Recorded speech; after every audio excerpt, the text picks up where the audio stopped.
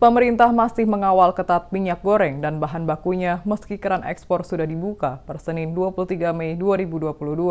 Bahkan Menteri Koordinator Kemaritiman dan Investasi Luhut Binsar Panjaitan ikut turun tangan menangani komoditas pangan tersebut. Presiden Joko Widodo meminta Menteri Koordinator Bidang Kemaritiman dan Investasi Luhut Binsar Panjaitan untuk ikut membantu pendistribusian minyak goreng.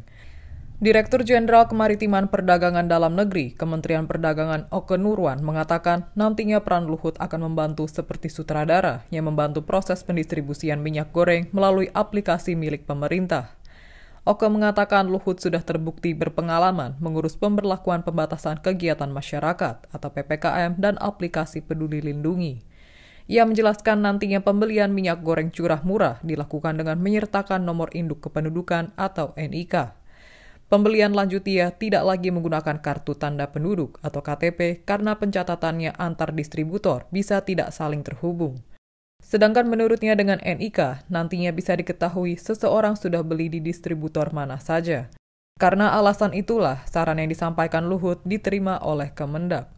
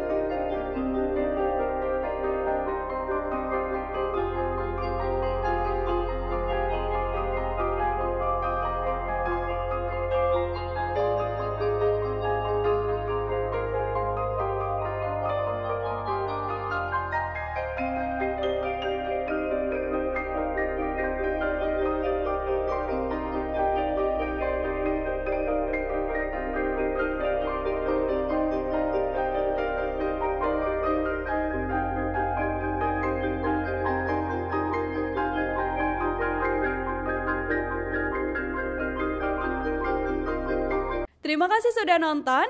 Jangan lupa like, subscribe, dan share ya.